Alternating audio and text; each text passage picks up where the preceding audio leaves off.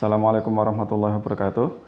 Pembahasan kali ini masih berkaitan dengan limit fungsi aljabar ya, limit kiri dan limit kanan. Pada pembahasan sebelumnya sudah diuraikan tentang bagaimana mencari nilai limit, khususnya jika menghasilkan 0 per 0, gitu ya. Jika ketika disubstitusi menghasilkan 0 per 0. Nah, secara umum kalau kita punya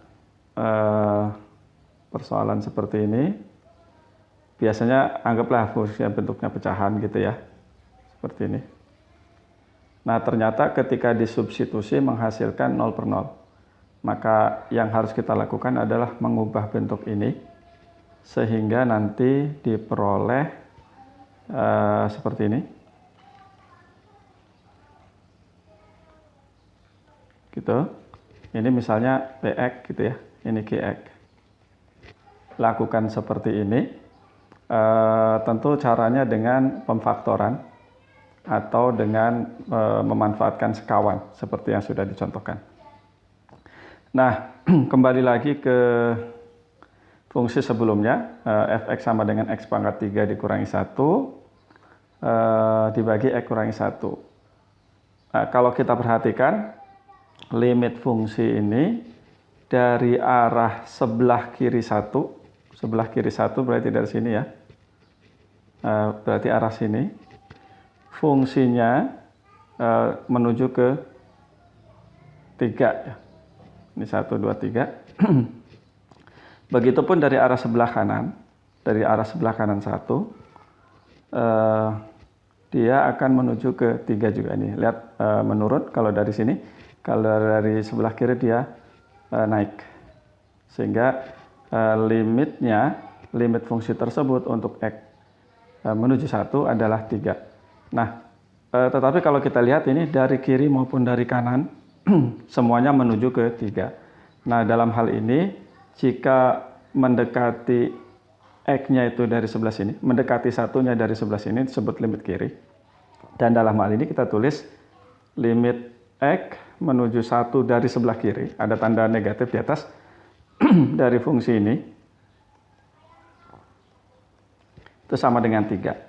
Kemudian limit ini dari sebelah kanan, 1 dari sebelah kanan, x pangkat 3 dikurangi 1 dibagi x kurangi 1 juga sama dengan 3. Limit kiri dan limit kanannya sama, gitu ya. Sehingga nilai limitnya untuk x menuju 1 ya sama dengan 3 tadi. Apakah mungkin terjadi limit kiri dan limit kanannya tidak sama? Maaf.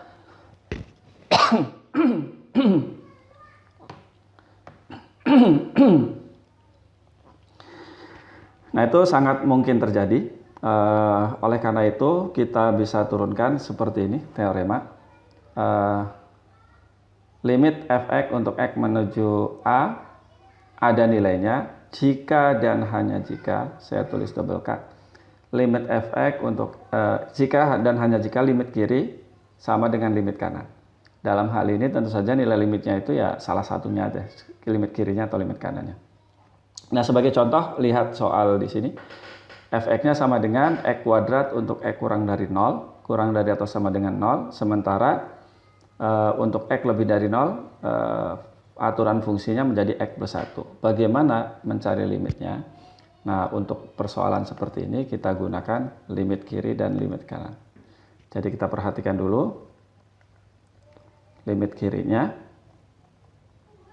Jadi limit kirinya, limit x menuju, ini tadi menuju 0 ya,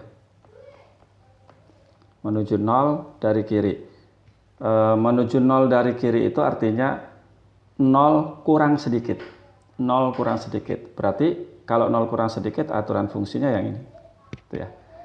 Jadi fx gitu ya, sama dengan limit x menuju 0 dari kiri dari x kuadrat. Dan hasilnya adalah 0. Sebaliknya, perhatikan juga limit kanan. Limit kanan fungsi tersebut, x menuju 0 dari kanan, fx 0 dari kanan artinya 0 lebih sedikit gitu ya. Nah, kalau 0-nya lebih sedikit berarti kan ke sini. Ini sama dengan limit X menuju 0 sebelah kanan dari arah kanan dari X plus 1 sama dengan 1 ya. Oke, seperti itu. Jadi kalau begitu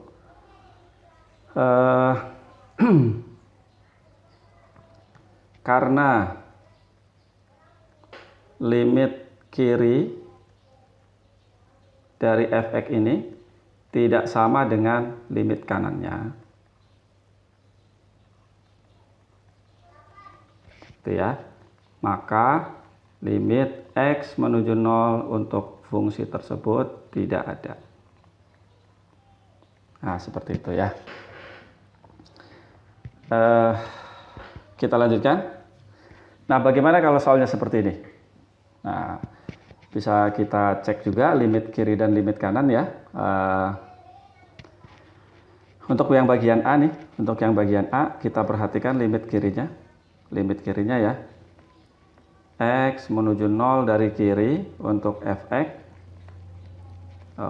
Ini nggak perlu pakai min 1, pakai ini aja ya. 0 kurang sedikit berarti masuknya ke sana. Jadi sama dengan limit X menuju 0 dari kiri ya X pangkat 3 gitu ya.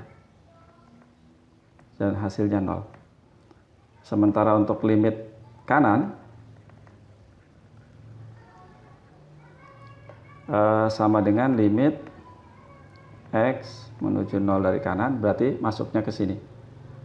Itu ya. Saya substitusi aja ke sini. Dan ini sama dengan 0 juga.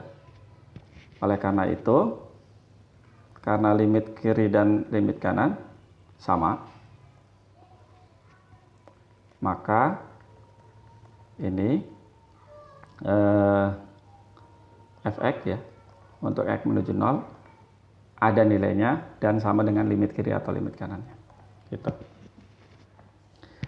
Nah, untuk X menuju 2, kalau dari sebelah kiri dia akan ke sini. 2 kali 2 itu 4 ya. 4. Atau saya tuliskan di sini saja. Ini saya hapus saja nih. Kita cek limit kiri, limit kanan, karena tidak bisa menghitung langsung ya. Limit kiri fungsi tersebut untuk X menuju 2, ini fx, sama dengan, nah ini ingat sekali lagi, 2 kurang sedikit. Kalau 2 kurang sedikit ya jatuhnya ke sini. Sehingga hasilnya 2 kali 2 sama dengan 4 gitu ya. Ini. Saya persingkat aja, 2 X menuju 2 dari kanan, berarti 2 lebih sedikit. Nah, ini dia.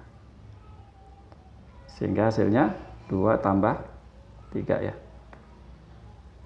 Ini X-nya ganti dengan 2 sama dengan 5. Jadi, karena limit kiri tidak sama dengan limit kanan, maka limit 2 ini tidak ada. Gitu ya. Jadi untuk hal seperti ini tentu saja ada semua fungsinya ya dari R ke R ya. Kita juga harus bisa mencari nilai fungsi. Kalau misalnya berapa F0, F0-nya sendiri, ya berarti masuk sini ya. 2 kali 0 sama dengan 0. Kalau F2 ya 2 masuknya ke sini. 2 kali 2 sama dengan 4 ya. Tapi kalau F 2,01 ya ini kan lebih dari 2. Kalau ini kurang dari atau sama dengan 2 sehingga masuknya ke sini. 2,01 tambah 3 sama dengan 2,0 kok 2 sih? 2 tambah 3 5 ya. 5 di 0,01. Oke. Nah, fungsi ini kalau kita buat grafiknya pakai GeoGebra ya seperti ini. Tadi di X sama dengan 0, baik dari kiri maupun dari kanan sama ya. sama-sama menuju 0, sementara pada saat sini ada loncatan. Makanya di limit fx untuk x menuju 2 itu tidak ada, karena ini terjadi loncatan. Itu ya. Saya lanjutkan lagi. Bagaimana dengan fungsi tangga seperti ini? Nah, ini juga sama, kita harus bagi per kasus ya. Ingat fungsi tangga itu ini adalah bilangan bulat terbesar yang kurang dari atau sama dengan x gitu ya. Jadi kalau ditanya berapa ini 2,1 misalnya, ya hasilnya 2. Itu bilangan bulat terbesar yang kurang dari atau sama dengan ini. Tapi ini yang sering salah nih. Kalau saya tulis begini, umumnya menjawab negatif 2, padahal ini harusnya negatif 3. Oke gitu ya. Pokoknya lebih sedikit ya udah kembali ke yang bilangan bulat terbesarnya tadi. Nah, untuk kasus ini kita harus hati-hati juga, karena 1 itu kan perbatasannya ya. Mulai berpindahnya tuh di 0, 1, 2 dan seterusnya. Sehingga kita harus cek limit kiri dan limit kanan. Limit kirinya gitu ya. Ingat 1 dari kiri artinya 1 kurang sedikit. Kalau 1 kurang sedikit, misalnya 0,99, maka nilai fungsinya untuk fungsi tangga itu ya hasilnya 0. Sementara limit ini x, kalau x-nya menuju 1 dari kanan, nah 1, sekian gitu ya. 1, sekian 1 lebih sedikit ya nilainya 1. Karena ini tidak sama, maka limit x menuju 1 dari untuk fungsi ini tidak ada juga. Nah kalau ini 3/4 kurang sedikit hasilnya ya 0. 3/4 lebih sedikit hasilnya 0 juga, maka ini hasilnya 0. Nah bagaimana dengan ini? Melibatkan nilai mutlak, ini juga harus hati-hati. Jangan sampai disubstitusi langsung 0/0. Tetap kita menemukan fungsi yang aneh-aneh itu harus kita bagi limit kiri limit kanan. Jadi kalau saya ambil 0 kurang sedikit limit kiri ya, dari fungsi itu 0 kurang sedikit ya. Ingat definisi nilai mutlak, ini hasilnya x kalau x-nya lebih dari atau sama dengan 0, hasilnya negatif x kalau x-nya kurang dari 0. Oleh karena itu kalau 0 kurang sedikit, ini kenapa negatif 1 terus? Berarti kan jatuhnya ke negatif, sehingga yang ini menjadi jadinya mungkin sudah tidak perlu ditulis lagi ya, karena sudah dimasukkan ke sini. Kita sudah akan melepaskan nilai mutlaknya, maka ini akan jadi negatif x, hasilnya negatif 1. Itu ya. Nah kemudian bagaimana limit kanannya? 0 dari sebelah kanan. Ya berarti sama aja dengan, oke lah ini saya tulis aja gitu. Nah ini kan tinggal tadi dibagi ya. Limit x menuju 0 dari sebelah kanan. Kalau 0 lebih sedikit, ini jatuhnya kan positif. Sehingga x dibagi x itu, ingat x-nya mendekati 0 ya, dari sebelah kanan. Jadi hasilnya 1. Kembali lagi, limit kiri dan limit kanan tidak sama, maka ini tidak ada. Itu ya. Lanjut, ini tinggal contoh latihan soal aja. Silakan dikerjakan ya. Ingat membagi kasus saja tadi. Nah, setelah mempelajari limit itu, apa sih kegunaannya gitu ya? Mungkin saya akan masuk ke GeoGebra ini. Nah, ini ada 2 benda nih ya. Ada X, Y gitu ya. Anggap saja partikel.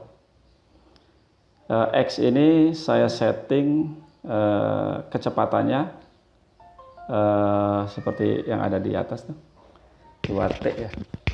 Jadi posisinya terhadap waktu adalah 2T. Ini geraknya pada garis lurus saja. Sementara benda Y, posisinya atau fungsi posisinya terhadap waktu, saya tuliskan di sebelah kanan tuh, di aljabar ini ya.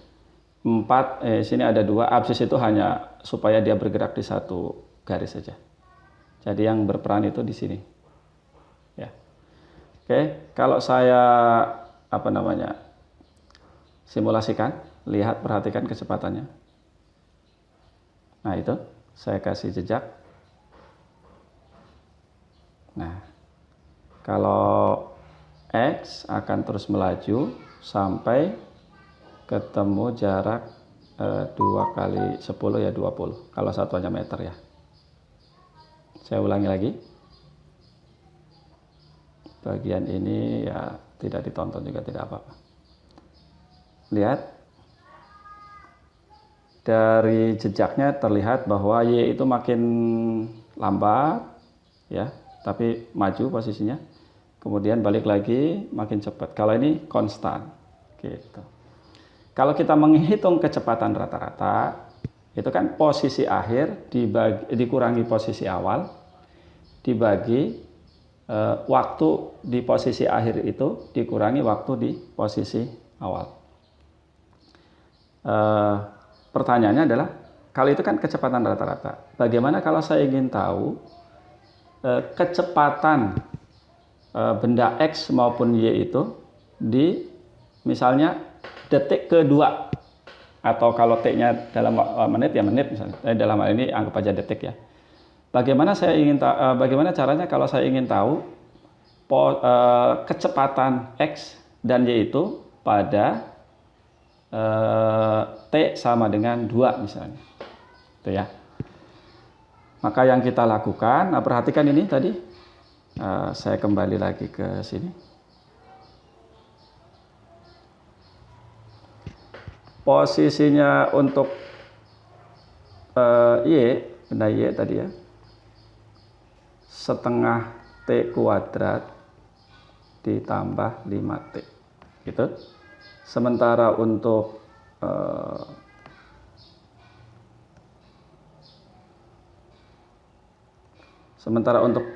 benda X tadi atau partikel X, S misalnya saya tulis besar aja ya, sama dengan 2T tadi. Nah, untuk yang ini, kalau saya ingin tahu kecepatannya pada T sama dengan 2, berarti yang harus kita lakukan adalah, ini kan kecepatannya untuk T sama dengan 2 ya. Kita meniru rumus kecepatan rata-rata tadi. Posisi benda itu pada T tertentu, dan posisinya pada saat T sama dengan 2, gitu ya, dibagi T kurangi 2. Oke, jadi kalau begitu ini kita buat, ingat T-nya pada saat 2 gitu ya. Nah, cara mencarinya ya seperti ini. Limit T-nya menuju 2. Gitu ya. Nah, tinggal kita substitusi. Yang pertama, malah yang susah dulu ya. Limit T mendekati 2 dari negatif setengah T kuadrat ditambah 5T dikurangi pada saat T-nya sama dengan 2, tinggal disubstitusi. Ini 10. 2 kuadrat itu 4. Dikali negatif setengah, jadi negatif 2 ya. Jadi ini 8. Dibagi T kurangi 2. Itu.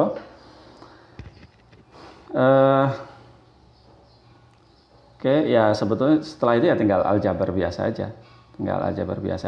Difaktorkan gitu ya.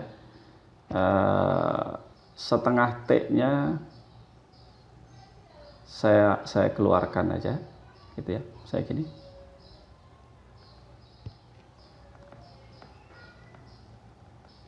gitu, setengah T-nya, tapi yang atas jadi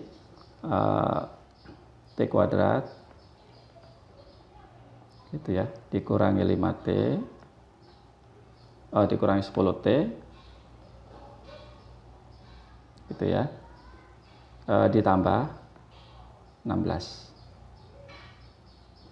dibagi T kurangi 2, seperti itu. Betul ya, setengah T 10 dikali setengah itu jadi 5. Oke, betul ya. Nah, tinggal kita faktorkan.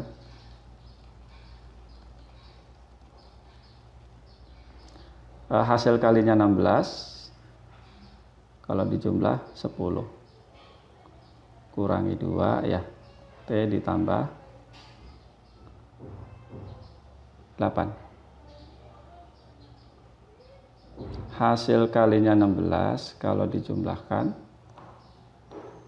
negatif 10, berarti ini negatif 8 ya, dibagi T kurangi 2. Nah, T-nya mendekati 2, itu ya, substitusi T sama dengan 2 ke sana, maka kita peroleh negatif setengah dikali 2 kurangi 8 sama dengan negatif 6 ya, dikali negatif setengah.